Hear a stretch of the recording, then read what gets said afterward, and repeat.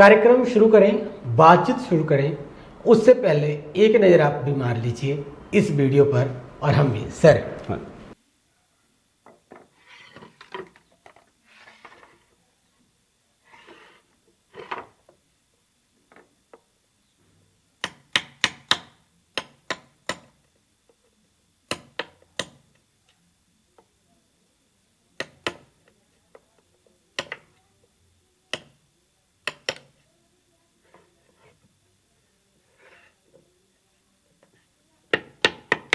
नमस्कार, मैं बजरंगी पांडे और आप देख रहे हैं जीवीसी अपडेट। आज बात करेंगे कलाकार की, आज बात करेंगे कलाकार की, आज बात करेंगे विलुप्त होते जा रही उस कलाकारों की, और बात करेंगे समय की सरकारों की ओर से ध्यान न देना कि किस प्रकार से राष्ट्रपति अवार्ड विजेता कलाकारों को भी संरक्षित किया जा सके, उनके परिवारों को भी अच्छा मौका दिया जा सके, अवसर दिया जा सके, ताकि वो अपने आने वाली पीढ़ियों का भरण पोषण अच्छा कर पाएँ, उन्हें अच्छी शिक्षा दिलवा पाएँ, समाज के साथ तालमेल बिठा पाएँ। बात है एक ऐसे कलाकारी की जिन्होंने कि एशिया के अंदर होशियारपुर के नाम को उजागर किया, एक मंच दिलवाया। इस विषय पर मेरे साथ बातचीत करने के लिए जो मेहमान बने हैं वो हैं समाज सेवी संजीव तलवार जी। सर बहुत बहुत स्वागत है। नमस्कार, थैंक यू, धन्यवाद जी आपका बहुत। तलवार जी इस विषय पर इसलिए बात करेंगे क्योंकि इन्होंने व्यक्तिगत रूप से इस कलाकारों के लिए, इन कलाकारी के लिए बहुत कार्य किया, इनके उत्थान के लिए कार्य किया। हर मंच से, हर जगह से जहां इनको अवसर मिला, इन्होंने इनकी आवाज को बुलंद किया, सरकार के कानों तक इनकी मांगों को पहुंचाने का काम किया, सरकार के ध्यान में इनकी विलुप्त होती जा रही। आखिर में बताते चलूं कि ये अंतिम कगार है, ये अंतिम पीढ़ी है जो इन कार्यों से जुड़ी है। जी हाँ, मैं आपके संशय को मिटा दूं, मैं बात करने जा रहा हूं हाथी दांत की कलाकारी से जुड़े कलाकारों की, जिन्होंने अपनी बारीक से बारीक कलाकारी से इन्होंने एक अच्छी दीवारों को सजा दिया, फ्रेम को सजा दिया, आपके घरों के टेबल को, बक्से को, ना जाने कितने, ये सारी चीज़ें आप वीडियो में देख पा रहे हैं, ना जाने कितनी चीज़ों को इन्होंने इतना सुंदर बना दिया कि आज एशिया में इनका नाम है। और अब अंतिम जो पीढ़ी है वो इस कार्य से जुटी है, जो बहुत जल्द शायद खत्म हो जाएगी। सर बहुत बहुत स्वागत एक बार फिर से आपका।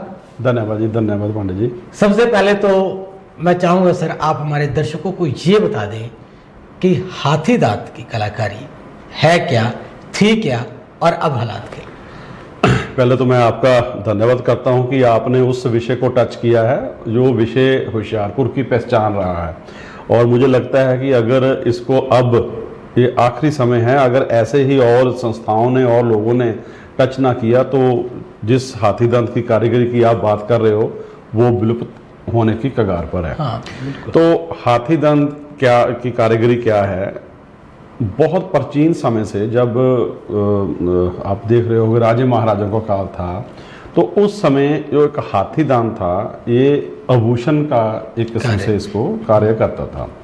तो आगे समय चलता गया, आभूषण के कार्य के साथ साथ इसके और भी बहुत से उपयोग होने लग पड़े, जिनमें एक उपयोग ये था कि इस हाथी दांत के काम को अलग अलग तरीके से शेप देके इसको लकड़ी के माध्यम से, जिनको हम शो पीस कहते हैं, वो बनने शुरू हो गए। आहिस्ता आहिस्ता और समय निकलता गया और समय निकलता गया, लोगों की डिमांड बढ़ती गई, और दूसरी तरफ हाथी दांत का जो काम था, सरकारों को इस ओर ध्यान गया कि ये हाथी दांत इसलिए भी मारे जा रहे हैं कि वो उनका जो दांत इस काम के लिए या और किसी काम के लिए प्रयोग किया जाता है। तो फिर हाथी दांत की जगह प्लास्टिक ने उसकी जगह ले ली, लेकिन काम का नाम वही रहा। हाँ। कि हाथी दांत का काम। हाँ। लोग उसी नाम से जानते, बेशक इसको आधुनिक युग में आइवरी का काम ऐसे नए नाम मिल गए, पर आज के समय में भी इसको हाथी दांत के काम से जाना जाता है, लेकिन उसमें जो हाथी दांत की जगह चीज यूज होती है उसको प्लास्टिक कहते हैं जी।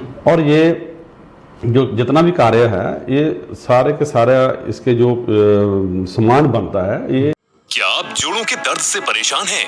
बैठने या चलने में दर्द होना, गठिया, कंधों की जकड़न, खिलाड़ियों को होने वाले दर्द, पुरानी डिस्क की बीमारी और गर्दन दर्द से बिना दवाई के छुटकारा पाएं at Sardar Didar Singh memorial joint care physiotherapy and rehabilitation centre. यहाँ है class 4 laser therapy, physiotherapy, osteopathy और massage therapy. Sardar Didar Singh memorial joint care physiotherapy and rehabilitation centre, opposite mini secretariat, Chandigarh road, Hoshiarpur. Call 9915719555। एक हमारे घर की शोभा ही नहीं बढ़ाता, बहुत सी ऐसी चीजें भी हैं उपयोग में लाई जाती हैं जो शोभा के साथ साथ जिनका उपयोग हम अपने निजी जीवन में करते हैं, जैसे बैठने के लिए सोफा, टेबल, इसके साथ साथ महिलाओं के लिए श्रृंगार बॉक्स, और कुछ जो शौकीन लोग हैं वो जैसे वो शतरंज खेलते हैं, ऐसे टेबल जो हम निजी उपयोग में लाते हैं, उन सारे कार्यों के मिक्सर को, जो हमारा वो कारीगरी को हम हाथी दांत का काम आज भी बोलते हैं। मैं अपने दर्शकों को बताते चलूं कि हम बात कर रहे हैं छोटी काशी। होशियारपुर को संतों का शहर कहा जाता है, होशियारपुर को छोटी काशी कहा जाता है, पर सिर्फ संतों के शहर के कारण ही हमारा होशियारपुर प्रसिद्ध नहीं है। इन्हें प्रसिद्धि मिली थी हाथी दांत के कारीगरों के कारण भी, जब एशिया भर में लोग होशियारपुर को जानने लगे थे। सर, अब मैं चाहूँगा कि आप हमारे दर्शकों को ये भी बताएं कि क्या कारण बना कि इनका पतन होता जा रहा है। ऐसा है, पहले मैं थोड़ा सा और विश्लेषण इस काम के बारे में जी बिल्कुल। जैसे आपने अभी नाम लिया कि एशिया में इस होशियारपुर का नाम इस काम के लिए जाना जाता है। देखिए, एक बात तो तय है कि हम पंजाब में रहते हैं और यहाँ हाथियों की जो गिनती है नहीं है, क्योंकि हाथी साउथ में ज़्यादा जाना जाता है। उसके बावजूद हाथी दांत के काम के लिए हमारे होशियारपुर का नाम कैसे आया, ये बड़ा एक महत्वपूर्ण विषय है। हमारे 3 गांव, आदमबाल, बसी गुलाम हुसैन और बूथगढ़, 3 गांव ऐसे हैं जिनको मैं, जैसे आपने पहला लफ्ज बरता कि छोटी काशी, इन 3 गांवों को जैसे परमात्मा का वरदान है जी। इन 3 गांवों में ना केवल इस काम के, अलग अलग बहुत से कामों के कारीगर आपको मिलेंगे जी। बसी गुलाम हुसैन का ले लीजिए, वहाँ के जो सीमेंट और बजरी के मैसर का काम करते हैं, कि हमारे बादल जी हुए हैं केशव मंदिर में, उन्होंने बहुत अच्छा काम किया है। पेंटिंग के क्षेत्र में नवल जी एक हुए हैं, सतपाल जी हुए, और बहुत सारे के क्षेत्र में ये लोगों के आर्टिस्ट भरे पड़े हैं जी। वो वरदान के कारण ही मैं मानता हूँ कि यहाँ हाथियों का कोई सहयोग नहीं, बाहर से आता था हाथी का दांत। उसके बावजूद इस क्षेत्र में कारीगरी की इंतहा होने के कारण, लोगों की मेहनत के कारण, उन्होंने उस काम को अडॉप्ट किया जो साउथ में था जी। उस काम को अडॉप्ट करके उसमें इतने निपुण हो गए कि एशिया में होशियारपुर के 3 गांवों का नाम जो है आज भी गूंजता है। और आप इतिहास की किताबें देखो तो उसमें इसका वर्णन है, बसी गुलाम हुसैन, आदमबाल और बूथगढ़ जी। अब आपका जो मूल क्वेश्चन था कि क्या कारण है कि हम क्यों ये लफ्ज कह रहे हैं कि पतन, जी बिल्कुल, क्योंकि लगभग जहां तक हमारी टीम ने सर्वे किया, जहां तक मैंने इस चीज को स्टडी किया, तो लगभग हमें ये लग रहा है कि अंतिम पीढ़ी इस कगार पे है जो इस कार्य से जुटी हुई है, और वो भी असमर्थ है। बिल्कुल। अब देखिए कि पतन लफ्ज बड़ा गंभीर लफ्ज है जी। पहले तो ये मैं कह रहा हूं कि देखो, 3 गांवों का एशिया में हाथी दांत, इससे तो ऐसे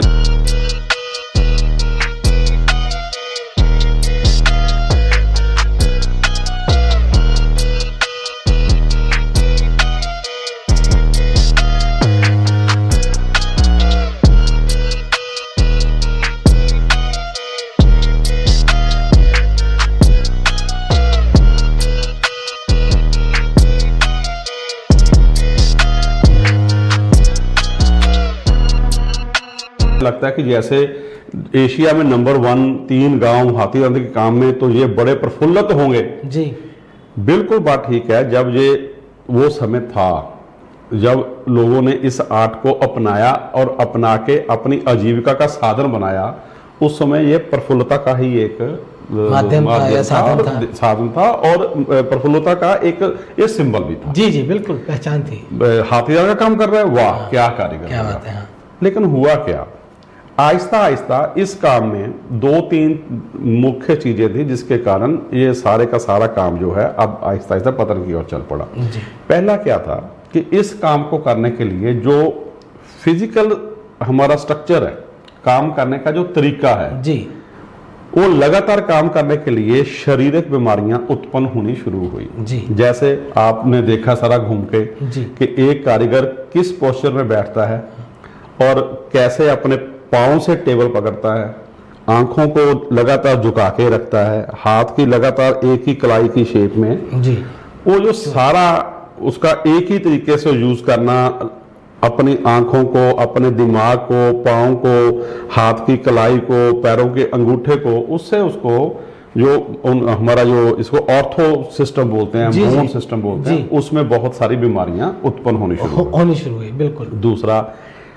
जो आपने देखा वहां पे, इसको काटने के लिए वो हाथ का ही प्रयोग करता है, जी। आरी का प्रयोग करता है, और जो प्लास्टिक जिसको वो काटता है वो बहुत महीन, जिसको हम बुरादा कहते हैं, जी वो सांस के उसके अंदर जाता है, लकड़ी का बुरादा भी अंदर जाता है, और पॉलिश भी है उसको भी है, उससे भी उसके अंदर में केमिकली इफेक्ट्स जी वो शुरू हुए इंटरनली।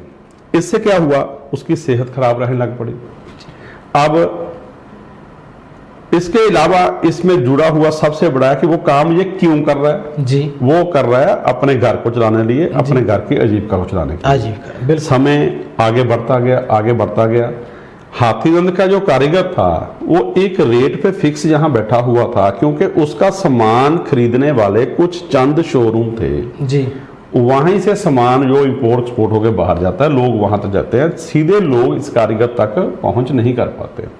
तो हुआ क्या, इसकी जो आजीविका का साधन था वो फिक्स होकर रह गया कि मान लो उसने काम करना है तो उसको 150 रुपए ही मिल रहे हैं, क्योंकि वो अपना ये वाला सामान किसी और को बेच ही नहीं सकता। हाँ बिल्कुल। ना बेचने के क्या कारण है, अब जब उसने काम शुरू किया वो तो अपनी मेहनत करता था, बिल्कुल। मेहनत करने के लिए उसको प्लास्टिक चाहिए था, उसको रॉ मटेरियल में शीशम की लकड़ी चाहिए थी, ये दोनों कारीगर की पहुंच से बाहर थी।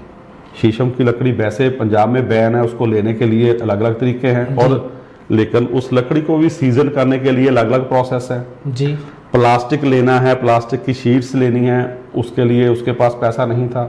तो ये गैप बढ़ता गया, वो केवल मेहनत नहीं करता गया, मेहनत करके अपना सामान उसको सिर्फ एक ही जगह पर देना पड़ता था। उससे उसका क्या हुआ, उसका जो मेहनतनामा था उसमें कोई ज्यादा बढ़ोतरी नहीं हो पाई। समय बदला और आगे आ गया, अजोका युग आना शुरू हो गया, हमारी जो जरूरतें थी वो बढ़ गई, हमारे जो एजुकेशन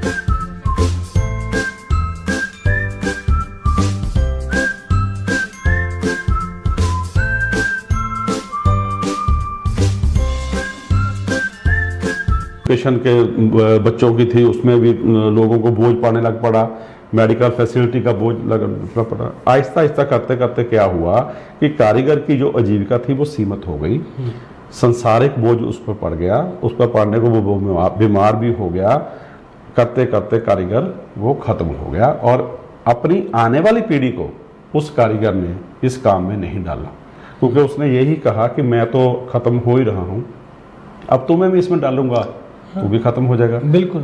सो ये पतन का कारण रहा कि उसकी आजीविका को सही महीने में मिलती मेहनत नहीं मिली, जहां उस द्वारा बनाए गए जो सामान है उसको पहचान एक शोरूम से तो मिल गई, हाँ। कि इस शोरूम से जो सामान मिला, लेकिन जिसने वो मेहनत करके सामान बनाया उस कारीगरी की जो पहचान थी चंद एक दो को छोड़ के कहीं नहीं मिल पाई। कहने का मतलब जो मार्केटिंग भी हुआ तो वो शोरूम के स्तर पे हुआ, कारीगर के स्तर पे ये नहीं मार्केटिंग नहीं हो पाई। पाया। हवा उड़ा ले गई घर परिंदों का, कैसे बने थे घोंसले ये तूफान क्या जाने, आखिरी पीढ़ी तक पहुंच गई एक कलाकारी, कैसे सजोना है इस कलाकारी को ये सरकार क्या जाने। वो सरकार जो नित नई घोषणाएं कर देती है कि अंतिम पगार तक खड़े, अंतिम कतार तक खड़े व्यक्तियों का उत्थान होगा, वो सरकार जो कहती है कि मैं गांव गांव जाकर के लोगों के कष्टों को सुनूंगा, हरूंगा, वो ये सरकार क्या जाने।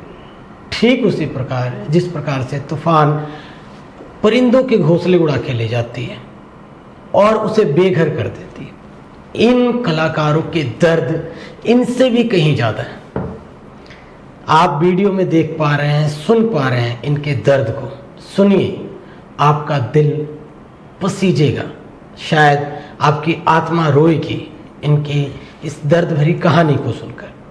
कैसे एक व्यक्ति, एक कारीगर मात्र 300 रुपये, आज के दौर में 300 रुपये सुनकर आपको बहुत हैरानी हो, 300 रुपये कमाता है और उसके लिए वो दिन भर करीब 12 से 13 घंटे मेहनत करता है।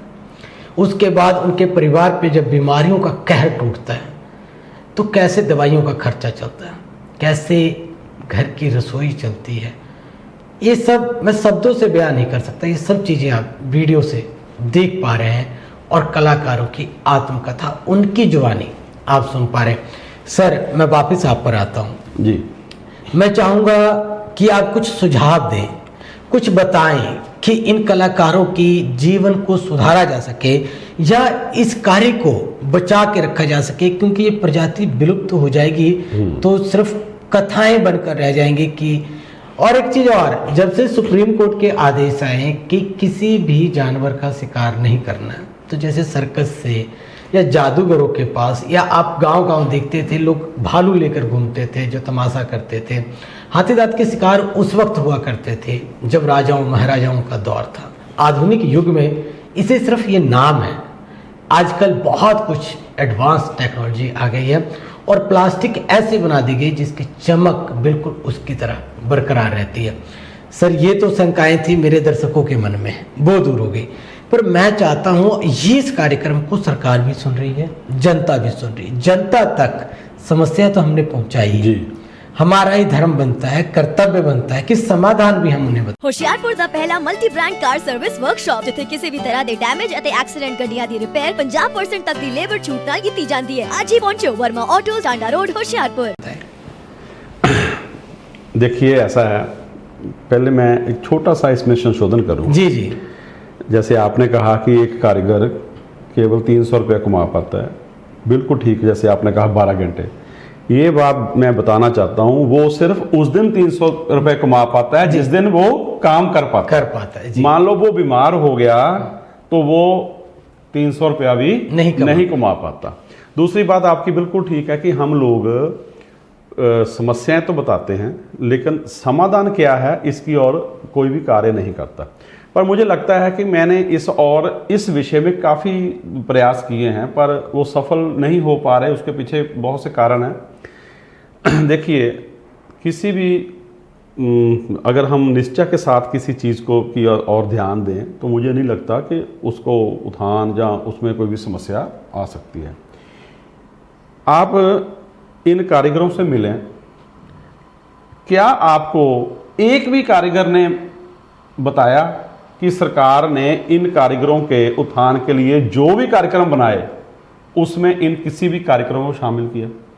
सबसे बड़ी समस्या ये हो गई कि जो कारीगर मुश्किल में हैं, जिनको हमने सहूलत देनी है, उनको आज तक किसी भी सरकारी कार्यक्रम में कि भी हम आपके लिए योजना बना रहे हैं, आप बताओ आपको समस्या क्या है और उसका समाधान क्या है, वो उनसे जाना ही नहीं गया, उनसे पूछा ही नहीं गया। एक चीज मैं सर बीच में सही कर दूं कि कई तरह के जालसाजी का काम भी इसमें हुए जो कारीगरों का दावा है। हम नहीं कह रहे हैं, कारीगर कह रहे हैं और ये आपको सुना भी देते हैं। जी, वही बात मैं उसी पे आने वाला। हाँ जी सर। किसी भी जो इन कार्यक्रमों के लिए कोई योजना जो बनाई जाती है, सबसे पहले तो उन कारीगरों की मुश्किल को जानने के बाद पहले उनसे पूछना चाहिए था कि इसका समाधान क्या है। उसके बाद हमें उसके ऊपर कार्य करना चाहिए था। हुआ क्या, हमने क्या किया? मैं देखिए बेशक किसी भी पार्टी को बिलोंग करता हूं, पर मैं इस बात के लिए जाना जाता हूं कि अगर मैं खुद भी गलत हूं तो मैं अपनी आलोचना खुद भी करता हूं जी कि मैं यहां पर गलत हूं। हुआ क्या, कीर्ति जो हाथ से काम करने वाले हैं, बहुत से क्षेत्र है, बाबा विश्वकर्मा की हम औलादे हैं, बहुत से क्षेत्र हैं। उसमें घड़ी साज है, उसमें पेंट करने वाला है, उसमें बार बाइंडर है, उसमें वेल्डिंग करने वाला है, प्लम्बर है, बहुत से क्षेत्र है। हमने क्या किया, इन लोगों की सामूहिक योजना को बना दिया।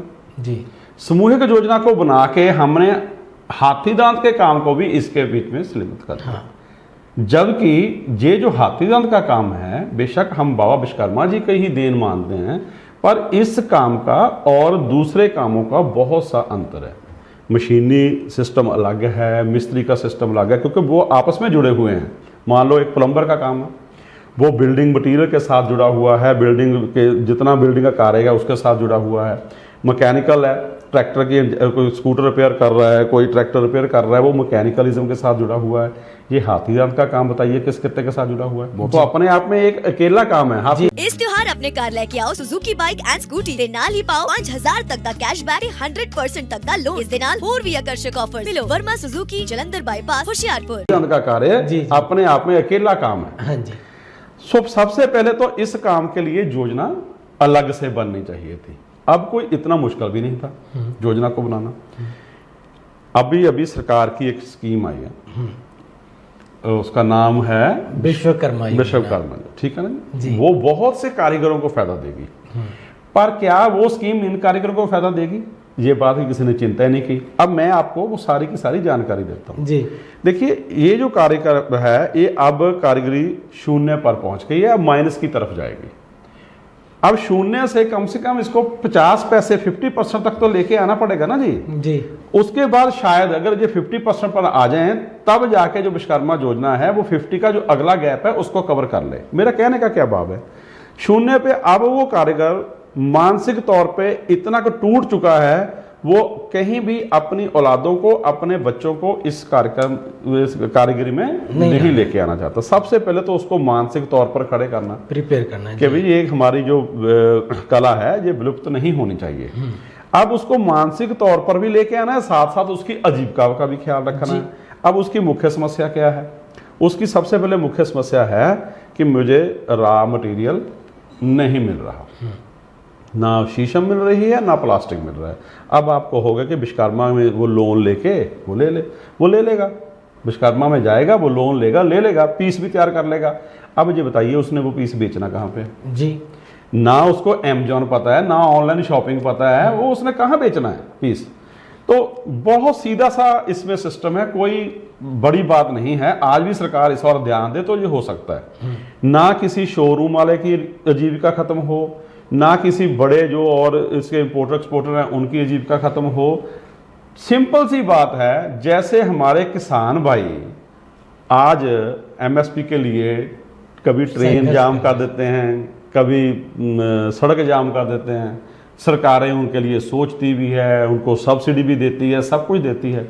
तो क्या ऐसा नहीं हो सकता कि ये कारीगर जो आइटम्स बनाते हैं, एक से लेकर 100-50 इतनी होंगी आइटम्स होंगी जी, तो उनकी कारीगरी कई एक जैसे डीसी साहब रेट फिक्स करते हैं कि भाई ये कम से कम जो मजदूर का रेट है इतना है, तो इनका रेट फिक्स हो जाए कि भी आपको इस कारीगरी का इतना मेहनतनामा मिलना है। तो जब ये शून्य की ओर चला गया है तो थोड़ा सहानुभूति से इनको देखते हुए वो रेट थोड़ा अच्छा फिक्स हो जाए, जिससे इनको लगे कि आज के अयोग्य जमाने में मैं आगे बढ़ सकता हूँ जी।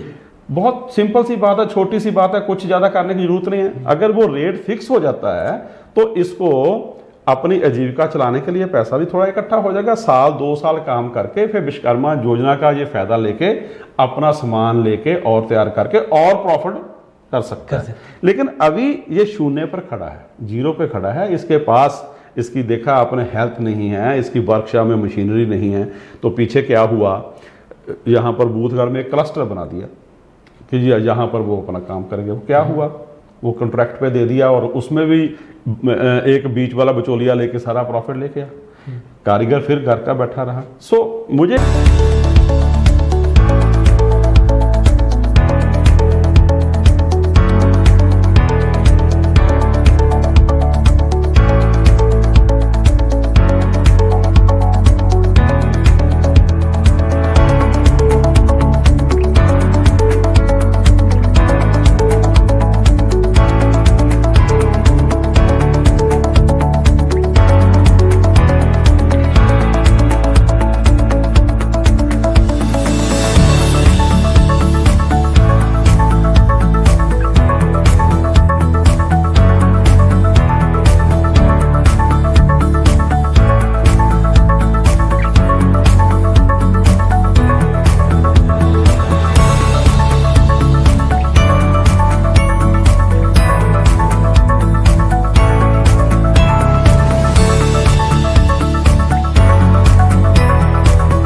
ये लगता है, मैंने एक और एग्जांपल दी थी सरकार को जी, हमारा फॉरेस्ट डिपार्टमेंट बहुत अच्छा है, इन्होंने बहुत जगह काम किया है, आप गांव में जाकर देखो, आपको उससे बड़ी अच्छी जानकारी मिलेगी।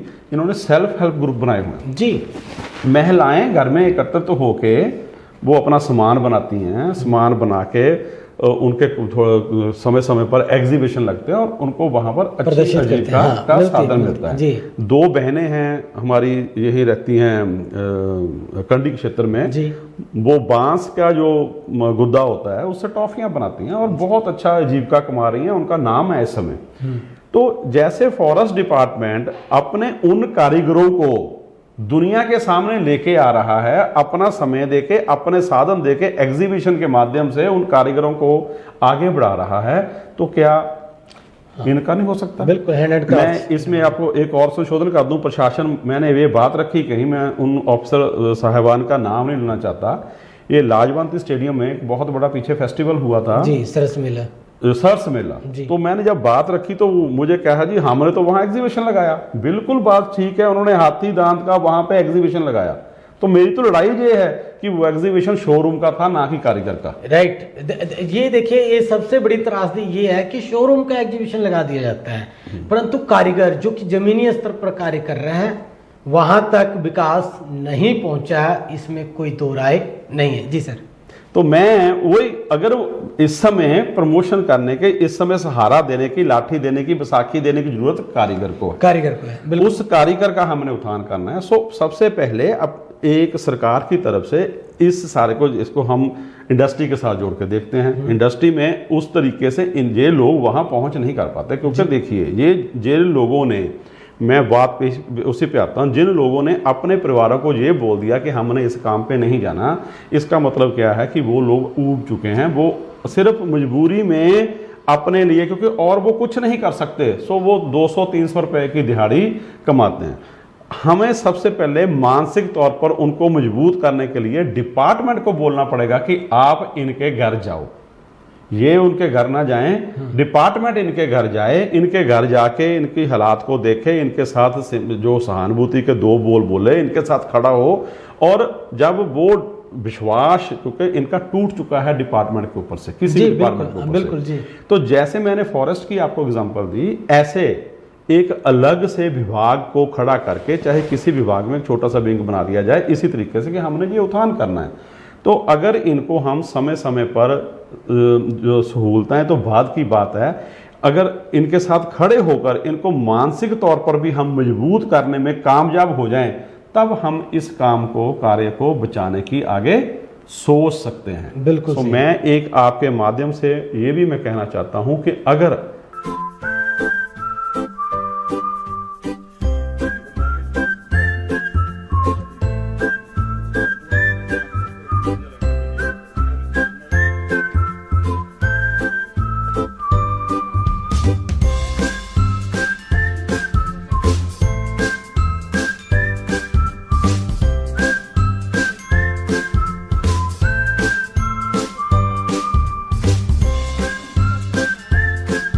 हम आज इनके साथ खड़े ना हुए तो कल को इस स्टूडियो में इस विषय पर कोई इंटरव्यू करने वाला भी नहीं बचेगा, क्योंकि ये कारीगर ही नहीं बचे। और ये त्रासदी है हमारे समाज की कि जो चीज़ें विलुप्त होती जा रही हैं उन्हें आंख मूंद करके देखते हैं, उनके लिए आवाज़ बुलंद नहीं करते। संजीव तलवार अपने आप में एक व्यक्तित्व हैं जिन्होंने इस कलाकारी को अगर विलुप्त होते देखा तो बड़ी मजबूती के साथ इन्होंने उनकी बात को रखा। मैं आपको बता देना चाहूँ दोस्तों, साथियों, कि आपके विचार में क्या लगता है, आज का कार्यक्रम आपको कैसा लगा? आप कमेंट के माध्यम से हमें जरूर अपने महत्वपूर्ण सुझाव भेजिए। इसको और कैसे तराशा जा सकता है ताकि जो प्रशासनिक अधिकारी हैं और जो कि योजनाएं तैयार करते हैं और जो सरकारें हैं जो योजना बनाने का निर्देश जारी करते हैं कि मैंने इस प्रकार से कार्य करना है, उन दोनों तक बड़ी मजबूती के साथ बात पहुंचे। आज सोशल मीडिया का, डिजिटल मीडिया का दुनिया है, तो इस दुनिया में हम क्यों ना कुछ अच्छा करें, क्यों ना इनकी आवाज़ को उन जिम्मेवार अधिकारियों तक पहुंचाया जा सके जो इनकी पीड़ा पर मरहम लगाने का कार्य कर सके।